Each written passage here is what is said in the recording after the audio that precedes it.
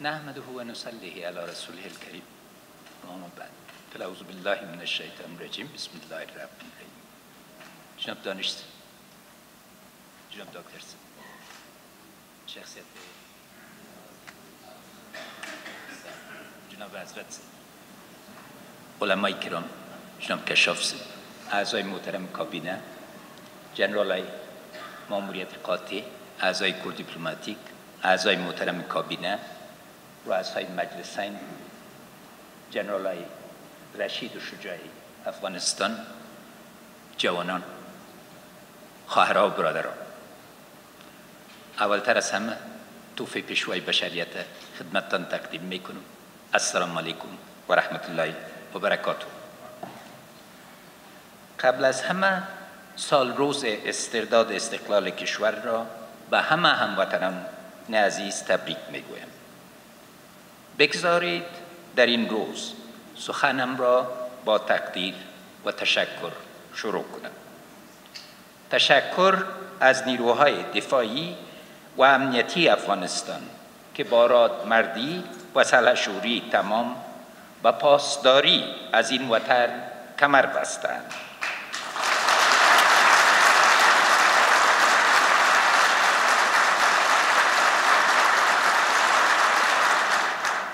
و نقشه های شیطانی کسانی را که در پی ویرانی و بربادی این ملک بودند نقش بر آب ساختند.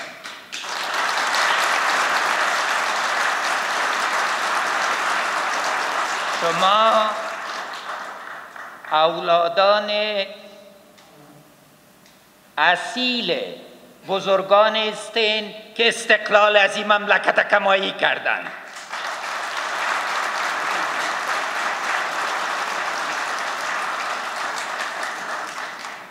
ما بر رشادت و جوانمردی فرزندان دلیر خود می نازیم و می خواهیم فرهنگ قدردانی از جانفشانی های این دلیر مردان در میان ما عمومیت یابد و نهادی نگردد. در همین راستا و به استقبال از روز بازپسگیری و دفاع از استقلال کشور، از میان 1000 مدال بخش عمده آن را به سربازان، افسران و منصوبان نهادهای دفاعی و امنیتی اختصاص دادیم.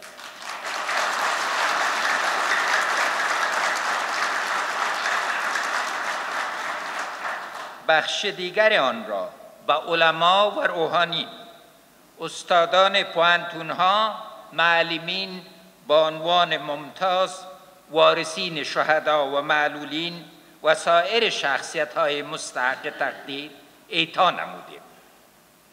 همچنان هدایت دادیم که فرماندهان قول اردوها تا رتبه دگر جنرالی ترفیع کرده می توانند.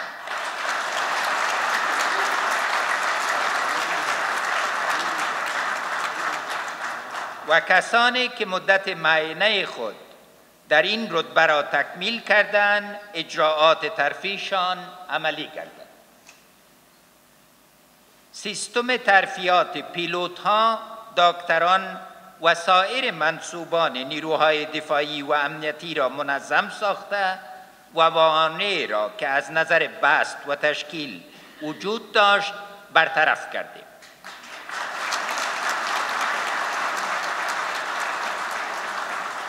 همچنین هدایت دادیم که تمام مجروحین و آسیب دیدگان این نهادها در یک چارچوب منظم مورد تداوی قرار بگیرند و قانون تدارکات را در این زمینه تعدیل خواهیم کرد تا با کیفیت ترین دواها برای آنان تهیه گردد.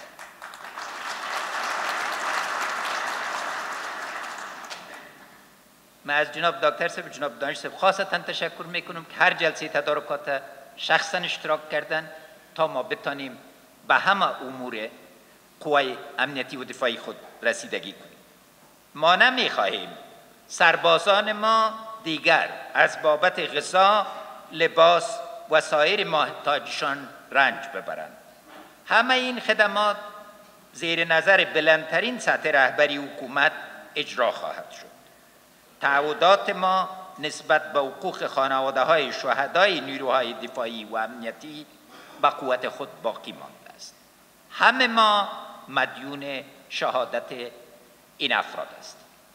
از خداوند جل شانه برایشان جنت‌های برینه می‌خواهیم، اما در مقابل بازمانده هایشان ما مسئولیت دائمی داریم و تأکید ما سر رسیدگی به وارسی به بازماندگان شهداست.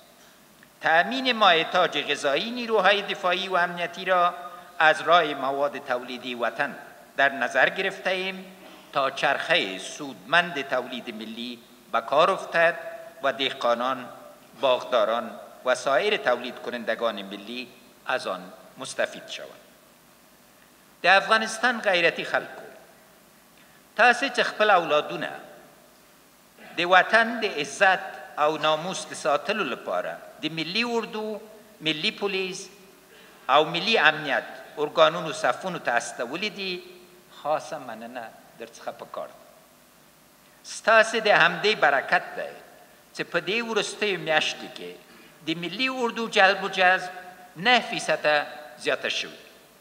هر ورځ امو قهرمان ولس وایي چې موږ د رضاکار په حیث حاضر یو چې له دې وطن نه دفاع وکړي او وخت چې دا رویه تل به وي افغانستان.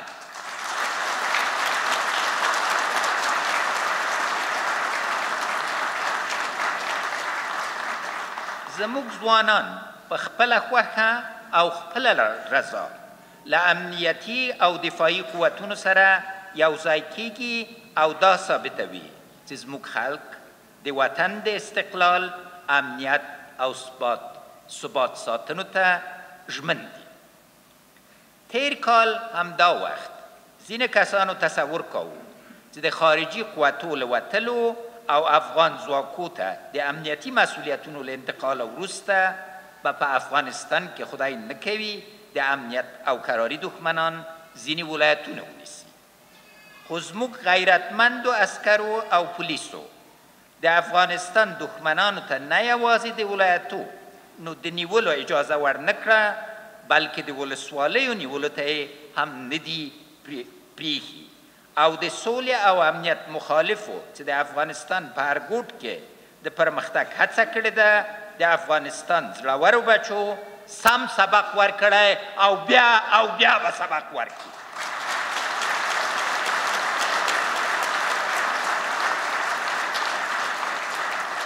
زموږ امنیتي او دفاعي قوتونو ثابته کړه چې انسجام ورځ په ورځ بهتره کیږي او د تحرک سرعت زیات دی. دغه راز د جنگ مدیریت عالی دی او د وطن د دفاع لپاره انګیزه ډیره قوي ده. که څوک د معاش لپاره کار کوي نو معاش او مادي منفعت خو په ملکي کارونو کې هم شته دي. زموږ عسکر او پولیس د جبر له لارې نه بلکې په خپله رضا او خپله خوښه له امنیتي او دفاعي لیکو سره یو ځای کیږي. دغو حقایقو ته په پام سره ویلای شو چې زموږ دفاعي او امنیتي قوتونه د افغانستان لپاره په یو باثباته ملي او متحد نظام باور لري او د شخصي ګټو یا د یوې ډلې د مقصدونو لپاره نه بلکې د ټول افغانستان د خیر لپاره په مبارزه او مجاهده بوخت دي. زه د افغانستان د وسلواو قواو د اعلی سرقماندان په حیث د خپل وطن په دفاعي او امنیتي قواو ویاړم او افتخار کوم.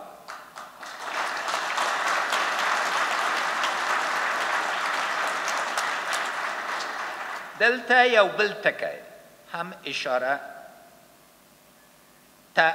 هم لازمه ګڼم او هغه دا چې په جګړو کې د ملکي تلفاتو اصلي مسئولیت د باغیانو په غاړه دی. دا باغیان دي چې په عامو لارو کې ماینونه ږدي او لارویان قتل عام کوي.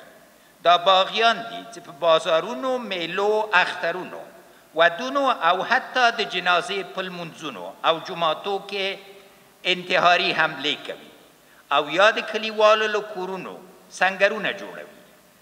د افتخار ځای دی چې زموږ امنیتي او دفاعي قوتونو د ملکي تلفاتو د مخنیوي لپاره پوره کوښښ کړی دی. ډېر ځله داسې شوي دي چې باغیانو د خلکو په کورونو کې ځانونه پټ کړي دي او امنیتي قواو د خپل سر خطر منلی، خو عامو خلکو ته د تاوان نه رسېدو په خاطر د دښمن له تعقیبه صرف نظر کړی دی.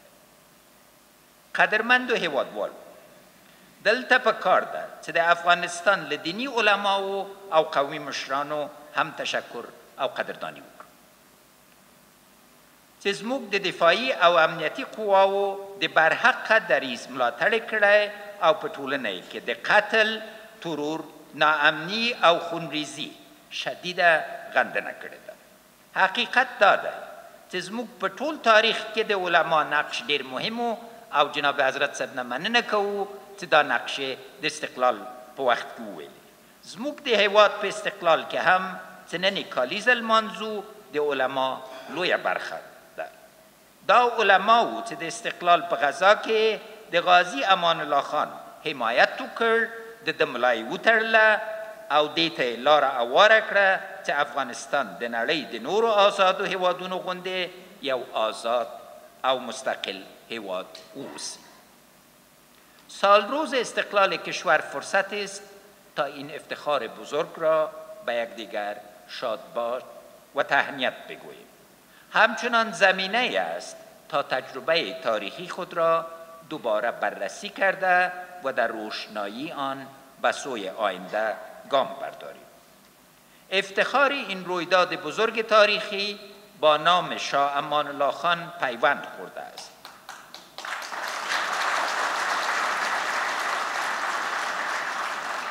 اما قسمی که جناب دکتر صاحب توضیح دادند، روشن فکرای ما، علمای ما، جوانان ما، مشروطه خواهان ما همه و همه در این حرکت شامل بودند. اما اهمیت او برای ما نه باعث فرد بلکه باعث یک اندیشه مطرح است، زیرا او نه تنها استقلال سیاسی کشور را به آن بازگردانید بلکه افزونتر بر آن توانست دیدگاهی را برای دولت سازی ارائه کند که تا دهها بعد از او مبنای دولتداری در افغانستان باشد. او برنامه‌های مختلف را برای ترقی کشور روی دست گرفت، مانند قانونمند ساختن صلاحیت‌های پادشاه، آزادی مطبوعات، عصری ساختن تعلیم، میدان دادن به قوای بشری برای سهمگیری در فعالیت‌های سیاسی و اجتماعی، اقدام به کشیدن خطوط آهن و غیره و غیره. اگرچه او متاسفانه او نتوانست این را تا به پایان ادامه دهد، چرا که اجماعی بر سر اصلاحات وجود نداشت، اتحاد قشر سیاسی از هم پاشید و مهمترین که افغانستان در آن شرایط در انزوای شدید سیاسی قرار داشت.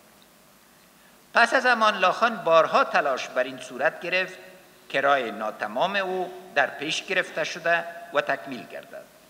سردار محمد داود خان در زمان صدارت و بعداً در زمان ریاست جمهوریش و اعلیحضرت محمد ظاهر شاه در دهه دموکراسی در زمان حاکمیتشان به نوعی از آنها به اجندای دوره امانی برگشتند تا این فصل ناتمام تاریخ ما را تمام کنند. هرچند افغانستان با تجاوز وحشیانه اتحاد شوروی سابق وارد یک مرحله اسارت استعماری و مقاومت ملی گردید، آن هم در زمانه‌ای که بسیاری از کشورهای مستعمره در جهان آزادی خود را باز پس گرفته بودند. برای تمام مجاهدین که آزادی دوباره افغانستان به دست آوردن اتحاف دعا می‌کنم.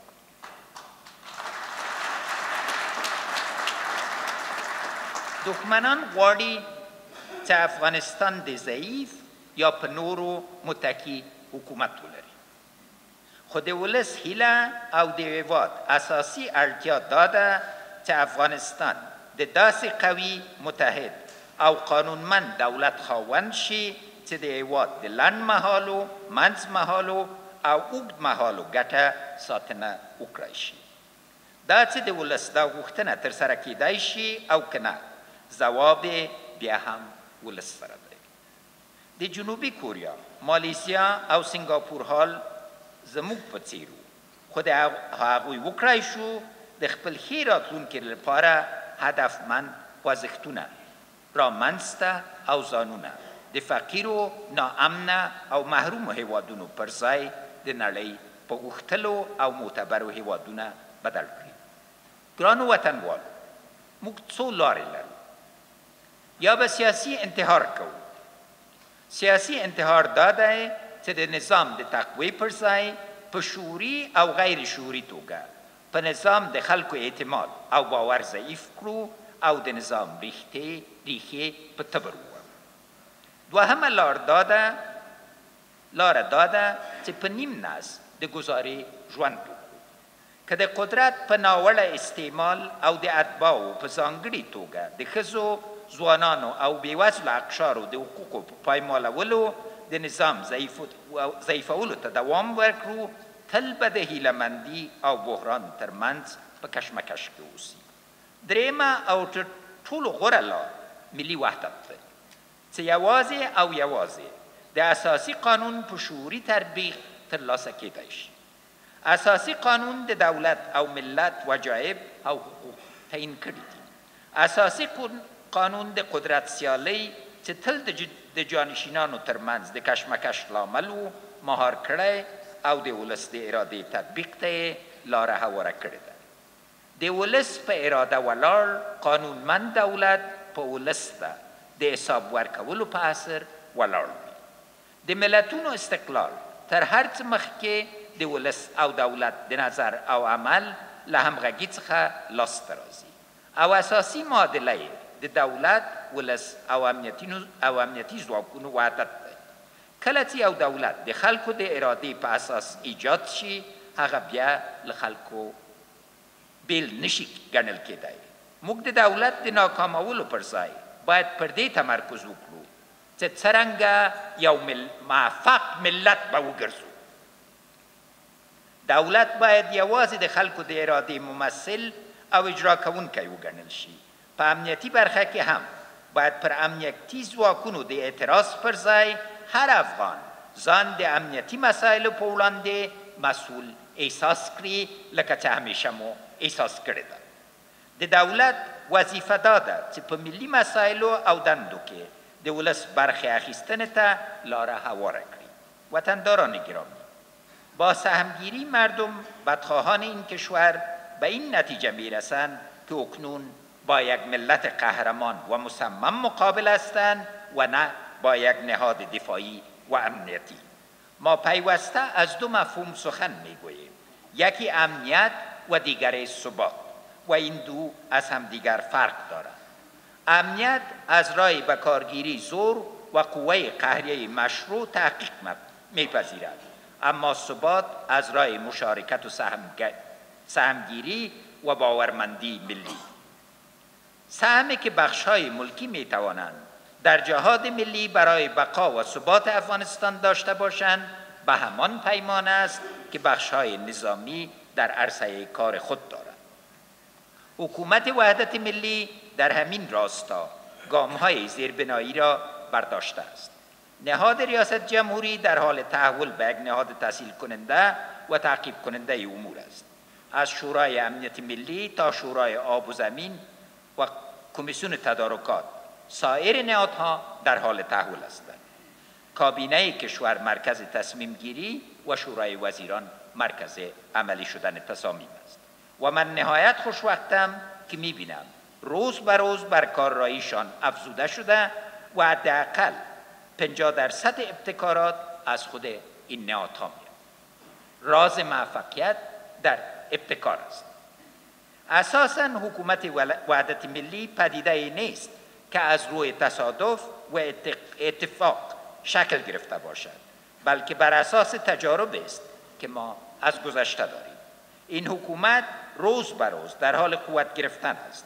موقف حکومت وحدت ملی چنان که در عرصه امور داخلی بارها تشریح شده است، در عرصه امور خارجی نیز واضح بوده است. در آخرین بیانیه شاهد بودید که پیام خود را به همه همسایه ها رساندیم و واضح ساختیم که باید مبارزه با ترور در صدر برنامه‌های کشورهای منطقه قرار بگیرد. خواستیم همه بدانند که کسی نمیتواند خواسته های خود را با تهدید بر افغانها بقبولاند. تأکید داریم که ما خواهان صلح با عزت، پایدار و برقراری روابط نیک با همه همسایگان منطقه و جهان هستیم. موږ په خپل خارجي سیاست کې هم د سیمې او نړۍ هیوادونو ته دا روښانه کړې چې افغانستان ښه آینده لرلی شي. موږ یو فقیر ولس خو بډایه هیواد یو. زموږ د هیواد طبیعي پانګه زموږ د رفاه لپاره کافي ده. موږ پوهیږو چې له اقتصادي تعرف پرته سیاسي استقلال خوندي نشي پاتې کېدی. په همدې دلیل د خلکو اقتصادي حالت ښه کول او د هیواد رفاه او پراختیا ته توجه زموږ اساسي موخې دي. موږ په دې برخه کې اساسي ګامونه اخیستي او یقین لرو چې د راتلونکي کال له پیل څخه به زموږ د دې اساسي اقداماتو نتایج او تاثیرات د خلکو په دسترخوان کې راڅرګند شي. په وروستیو کې د دښمنانو د بریدونو د زیاتېدلو یو هدف هم دا و چې غواړي په هیواد کې د خارجي پانګه اچونې مخه ډپ کړي. موږ په خپل خارجي سیاست کې دا خبره ټولو ته لکه لمر روښانه کړې چې آسیا له آرام او سوکال افغانستان پرته آرامي او سوکالي ته نسي رسېدلی. موږ د آسیا زړه یو او تر څه زړه ناکراره یې ټوله آسیا به ناکراره یي.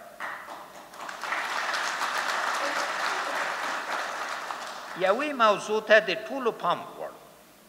په نننۍ نړۍ کې استقلال له نورو څخه د ګوښه‌توب او یوازیتوب په معنا نه دي. افغانستان نن له ګڼو ګواښونو سره مخامخ دی او د دې ګواښونو د مقابلې لپاره د سیمې او نړۍ له هیوادونو سره نیکو او نږدې اړیکو ته ضرورت لري. موږ په تیرو لسو میاشتو کې قادر شو چې د خپلو امنیتي او دفاعي ځواکونو د روزنې، تجهیز او تمویل په برخه کې د اکثرو د دوستو هیوادونو مرستې را جلب کړو او خاصتا جنرال کمپل نه مننه کوو. غواړم همدلته د دې هیوادونو د مرستو مننه او قدرداني وکړم. موږ د سولې، رفاه او ترقي اصولي غوښتنې ته د رسیدلو لپاره د دوی مرستې او حمایت ته اړتیا لرو. هموطنان عزیز، اگرچه در دوره شاه امان الله خان مشارکت سیاسی جامع در حد نبود که روند اصلاحات و تحول به موفقیت به پیش برود، خوشبختانه امروز آگاهی و سهمگیری سیاسی مردم ما به شکل چشمگیر افزایش یافته است و ما امیدواریم تصمیم‌های امروز ما به گونه‌ای باشد که هرگاه نسل‌های آینده می‌خواهند بررسی کنند که ما چگونه از آزمون تاریخ بیرون آمدیم، امتحان ما را جزوه دیگری از آن فصل ناتمام تاریخ افغانستان به حساب نیاورد. رسالت همه ماست که نهادهایی را ایجاد کنیم تا در آینده یک نظام قوی و مردم سالار بر اساس هدایات دین مبین اسلام و قانون اساسی که مطلقاً اسلامی است و یک اقتصاد پویا را به صورت پایدار داشته باشیم. ما همه بر اساس سنت لایزال الهی رفتنی هستیم، اما افغانستان به خواست الهی جاودانه و پاینده خواهد ماند و این مسئولیت ماست که از این آزمون تاریخی به گونه‌ای بیرون شویم که دیگر افغانستان همیشه کشور آسیب پذیر نباشد. این یک مسئولیت همگانی است و هر افغان در آن سهیم است. سیاستمدار، نظامی، عالم دین، شاعر، بزرگ قوم، جوان، هنرمند، زن، فقیر، همه و همه. ما می‌دانیم که افغان‌های خارج از وطن، حتی آنانی که در شرایط بهتر و در کشورهای پیشرفته‌تر سکونت دارند، قلبشان به یاد این کشور می‌تپد و ما از همه آنان می‌خواهیم که با اتحاد و انسجام در ترقی و رفاه این کشور سهم بگیرند. افغانستان خانه مشترک همه افغان است و هر افغان باید از آن حراست کند. افغانستان هدیه هیچ کس به افغانها نیست، نتیجه قربانی‌های متداوم افغانها در طول قرنها، مخصوصاً 2 قرن اخیر، و جهادهای بر حق مردم ماست. بر ماست که میراث تاریخی خود را حفظ و زمینه رفاه و ثبات و امنیت دوامدار مردم خود را فراهم کنیم. زنده باد افغانستان، تل دوی آزاد او پیاوړی افغانستان.